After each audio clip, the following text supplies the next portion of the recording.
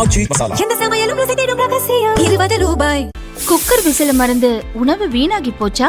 இனி அந்த கவலையே வேண்டாம். வழங்குகிறோம் உலகின் முதல் விசில் கவுண்டர் குக்கர், புதிய அல்ட்ரா குரோனோ. அல்ட்ரா என்றால் ஆரோக்கியம். லயன் சாக்லேட்ஸ்ல பாதாம், டேட்ஸ், சாக்லேட் மூணும் இருக்கு. ருசிக்கு சாக்லேட், அயன் சத்துக்கு டேட்ஸ், புரோட்டீனுக்கு பாதாம். தாத்தா ரொம்ப டெலிஷியஸா இருக்கு. Lion choco dates. வணக்கம். செய்தி சுருக்கம். சுதந்திர தின கொண்டாட்டம். நாடு முழுதும் பலத்த பாதுகாப்பு. நாட்டின் 80வது சுதந்திர தினம் நாளை கொண்டாடப்பட உள்ளது.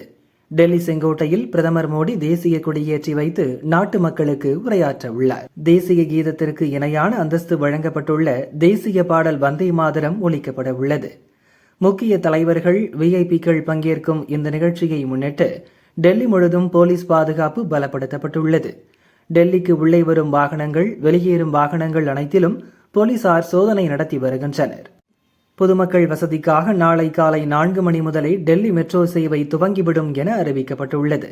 முக்கிய சாலைகளில் போக்குவரத்து மாற்றம் செய்யப்பட்டுள்ளது. அதேபோல் சென்னை, மும்பை, கொல்கத்தா, ஹைதராபாத், பெங்களூரு உள்ளிட்ட முக்கிய நகரங்களிலும் போலீசார் கண்காணிப்பு பணியை தீவிரப்படுத்தியுள்ளனர். அனைத்து ரயில் நிலையங்கள், விமான நிலையங்களில் பன்னடுக்கு பாதுகாப்பு போடப்பட்டு பயணிகள் கடும் சோதனைகளுக்கு பிறகு உள்ளேயும் வெளியேயும் அனுமதிக்கப்படுகின்றனர். நாடு முழுதும் மக்கள் தங்கள் வீடுகளில் தேசிய கொடி ஏற்றி சுதந்திர தினத்திற்கு தயாராகி வரும் நிலையில் சுதந்திர தின கொண்டாட்டங்கள் களைகட்டியுள்ளன. தமிழக போலீசாருக்கு ஜனாதிபதி விருது அறிவிப்பு. நாட்டின் சுதந்திர தினத்தையொட்டி சிறப்பாக பணியாற்றும் பாதுகாப்பு படையினர், போலீசார், தீயணைப்பு படையினருக்கு தேசிய அளவில் தகைசால் விருது, வீரதீர செயல்களுக்கான விருது மற்றும் உள்துறை அமைச்சகத்தின் சார்பில் சிறந்த போலீசாருக்கான விருது வழங்கப்படும். அந்த வகையில் இந்த ஆண்டு விருது பெறுவோர் பட்டியலை மத்திய அரசு வெளியிட்டுள்ளது. நாடு முழுதும் ஜனாதிபதி வழங்கும் தகைசால் பணிக்கான சிறப்பு விருதுக்கு 92 பேரும், வீரதீர செயலுக்கான விருதுக்கு 301 பேரும், உள்துறை அமைச்சகத்தின் சிறந்த பணிக்கான பதக்கத்திற்கு 600க்கும் மேற்பட்டோர் தேர்வு செய்யப்பட்டுள்ளனர். இதில் தமிழகத்தைச் சேர்ந்த கூடுதல் எஸ்பி விஜய் ஆனந்த், கூடுதல் எஸ்பி ராமச்சந்திரன், உதவி கமாண்டன்ட் குமார் ஆகியோருக்கு ஜனாதிபதியின் தகைசால் பணிக்கான பதக்கம் வழங்கப்பட உள்ளது. மேலும் தமிழகத்தைச் சேர்ந்த 17 போலீசாருக்கு உள்துறை அமைச்சகத்தின் சிறந்த போலீசாருக்கான பதக்கங்கள் வழங்கப்பட உள்ளன. அரசு பணி வழங்கிய விவகாரம், ஹைகோர்ட் உத்தரவுக்கு தடை. கரூர் கூட்ட நெரிசலில் சிக்கி இறந்தவர்கள் குடும்பத்தினர் 31 பேருக்கு கருணை அடிப்படையில் முதல்வர் விஜய் கடந்த மாதம் அரசு பணி வழங்கினார். இதை ரத்து செய்யக்கோரி ஹைகோர்ட் மதுரை கிளையில் பொதுநல வழக்கு தொடரப்பட்டது. இதை ஏற்ற ஹைகோர்ட் அரசு பணி வழங்கிய அரசாணையை ரத்து செய்து உத்தரவிட்டது. இந்த தீர்ப்பை எதிர்த்து சுப்ரீம் கோர்ட்டில் அரசு அப்பீல் செய்தது. இந்த மனு இன்று விசாரணைக்கு வந்தது. ஒரு துயர சம்பவத்தில் பாதிக்கப்பட்டவர்களுக்கு அரசு வேலை வழங்குவதில் என்ன பிரச்சினை என்று நீதிபதிகள் கேட்டனர். பாதிக்கப்பட்டவர்களுக்கு பணமாகவோ அரசு வேலையாகவோ அரசு வழங்கினால் அதை வழங்கக்கூடாது என்று நீங்கள் எப்படி கேள்வி கேட்க முடியும்? குடும்பத்தில் சம்பாதிக்கும் உறுப்பினர் இறந்துவிட்டால் அவரது மகன், மகளுக்கு வேலை கொடுக்கக்கூடாதா என்று நீதிபதிகள் கேள்வி எழுப்பினர். இருதரப்பு வாதங்களை கேட்ட நீதிபதிகள் அரசு பணி உத்தரவை ரத்து செய்த ஹைகோர்ட் உத்தரவுக்கு இடைக்கால தடை விதித்தனர். அத்துடன் அரசு மற்றும் எதிர்த்தரப்பினர் விரிவான பதிலளிக்க உத்தரவிட்டு வழக்கை ஒத்திவைத்தனர். டெல்லியில் கொத்தடிமையாக சரண்டர் ஆகிவிட்டது திமுக.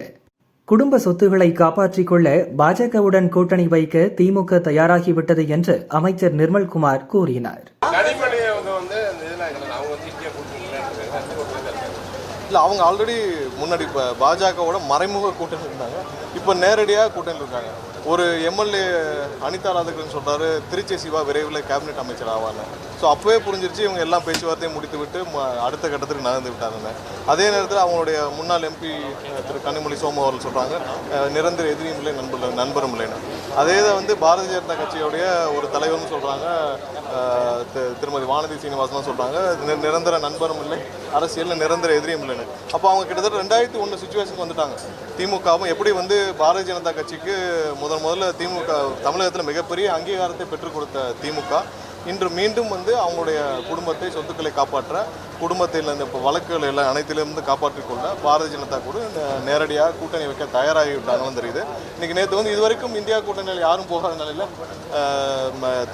திமுகவுடைய எம்பிக்கள் மட்டும் இதுதான் நாங்கள் முன்னாடி சொல்லிடுவோம். டீலிமிட்டேஷனில் அவங்க ஏப்ரல் மாதம் எடுத்த முடிவில் இதுவரைக்கும் தெளிவாக நாங்கள் எதிர்த்து வாக்களிப்போன்ற ஒரு வார்த்தை திமுக சைட்லேருந்து வரல.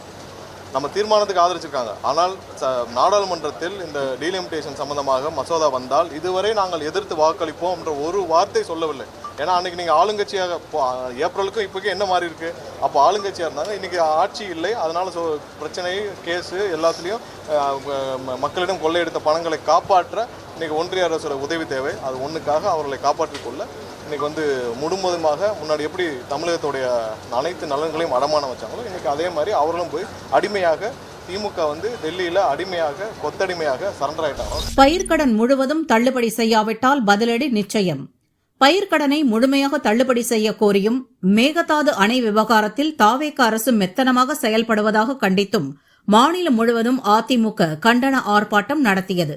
தஞ்சாவூரில் நடைபெற்ற போராட்டத்தில் அக்கட்சி பொதுச் செயலாளர் கலந்து கொண்டு உரையாற்றினார். கொடுக்கப்பட்ட வாக்குறுதியை நிறைவேற்ற வேண்டும் என்பதுதான் இன்றைக்கு விவசாயிகளுடைய கோரிக்கை. அனைத்து இந்திய அண்ணா திராவிட முன்னேற்ற கழகத்தினுடைய நிலைப்பாடும் அது. ஆகவே நீங்க தொடக்க வேளாண் கூட்டுறவு சங்கத்தில் வாங்கிய பயிர்க்கடன் முழுவதும் தள்ளுபடி செய்ய முடியவில்லை என்றாலும் 2026 சட்டமன்ற தேர்தலின் போது விவசாயிகளுக்கு கொடுக்கப்பட்ட வாக்குறுதி சிறு குறு விவசாயிகளுக்கு கடன் பயிர்க்கடன் முழுவதும் தள்ளுபடி செய்யுங்க. 5 ஏக்கருக்கு மேல் கடன் பெற்ற விவசாயிகளுக்கு பாதியாவது அவர்கள் வாங்கிய கடனில் இருந்து தள்ளுபடி செய்ய உங்களுடைய வாக்குறுதியாவது நிறைவேற்றித்தாங்க. இதுதான் விவசாயிகள் கேட்கின்ற, இந்த அரசுக்கு கேட்கின்ற கேள்வி. இதை இந்த அரசு செயல்படுத்தும் என்று நம்புகிறோம். செயல்படாவிட்டால் நிச்சயமாக விவசாயிகள் உங்களுக்கு எதிர்காலத்தில் தக்க பதிலடி கொடுப்பார்கள். கொடுப்பீங்களா? நல்லா சத்தமா சொல்லுங்க. கோட்டையில் இருக்கிற முதலமைச்சர் காது கேட்கணும். எங்கே விவசாயிகள் வெயிலே காய்ந்து கொண்டிருக்கின்றோம். சர்வதேச போதைப் பொருள் கடத்தல் கும்பல் தலைவன் கைது. இந்தியா உட்பட பல்வேறு நாடுகளில் போதைப் பொருள் கடத்தல் மற்றும் விற்பனையில் ஈடுபட்டு வந்த வீரேந்தர் சிங் பயோசாவை போதைப் பொருள் கடத்தல் தடுப்பு பிரிவு போலீசார் நீண்ட நாட்களாக தேடி வந்தனர். வெளிநாடுகளில் தலைமறைவாக இருந்தபடி சர்வதேச போதைப் பொருள் கும்பலை வீரேந்தர் இயக்கி வந்தது விசாரணையில் தெரிந்தது. இதையடுத்து வெளிநாடுகளைச் சேர்ந்த புலனாய்வு அமைப்புகளின் உதவியுடன் அவனை பிடிக்கும் நடவடிக்கையில் நம் அதிகாரிகள் ஈடுபட்டிருந்தனர். இந்நிலையில் ஐக்கிய அரபு அமீரகத்தில் பதுங்கியிருந்த வீரேந்திரை என்சிபி அதிகாரிகள் கைது செய்து நாடு கடத்தும் நடவடிக்கையை துவங்கிவிட்டதாக மத்திய உள்துறை அமைச்சர் அமித்ஷா தகவல் வெளியிட்டுள்ளார். போதைப்பொருள் கடத்தல், விற்பனை, பயன்பாட்டிற்கு எதிராக மத்திய அரசு தீவிர நடவடிக்கை மேற்கொண்டுள்ளது. இந்த விவகாரத்தில் ஈடுபடும் யாரும் தப்ப முடியாது என அவர் எக்ஸ் பக்கத்தில் பதிவிட்டுள்ளார். மக்கள் வரிப்பணம் 130 கோடி ரூபாய் வீண். 15% மட்டுமே செயல்பட்டது லோக்சபா. பார்லிமெண்ட் மழைக்கால கூட்டத்தொடர் ஜூலை 20 தொடங்கி ஆகஸ்ட் 13 வரை 19 அமர்வுகளாக நடைபெற்றது. ஒவ்வொரு அமர்வும் 6 மணி நேரம் வீதம் லோக்சபா ராஜ்யசபா இரண்டுக்கும் தலா 114 மணி நேரம் நடத்த திட்டமிடப்பட்டது. ஆனால் நீட் வினாத்தாள் கசிவு, டெல்லி போராட்டம், அயோத்தி ராமர் கோவில் கையாடல் உள்ளிட்ட விவகாரங்களை எழுப்பி பார்லிமெண்டை எதிர்க்கட்சிகள் தொடர்ந்து முடக்கின. இதனால் லோக்சபா 17.5 மணி நேரம், அதாவது 15% மட்டுமே செயல்பட்டது. ராஜ்யசபா 37.37 மணி நேரம், அதாவது 33% மட்டுமே செயல்பட்டது. பார்லிமெண்டை நடத்த 2 சபைகளுக்கும் சேர்த்து ஒரு நிமிடத்திற்கு 2.5 லட்சம் ரூபாய் செலவு செய்யப்படுகிறது. 1 மணி நேரத்திற்கு 1.5 கோடி ரூபாய் செலவாகிறது. அந்த வகையில் பார்லிமெண்டை எதிர்க்கட்சிகள் முடக்கியதால் சுமார் 130 கோடி ரூபாய் அளவுக்கு மக்களின் வரிப்பணம் வீணடிக்கப்பட்டிருக்கிறது. தங்கம் விலை சரிந்தது, வெள்ளியும் இறங்கியது. சென்னையில் ஆபரண தங்கத்தின் விலை பவுனுக்கு 1440 ரூபாய் குறைந்து 1,12,320க்கு விற்பனை செய்யப்படுகிறது. 1 கிராம் தங்கத்தின் விலை 14,040 ரூபாய்.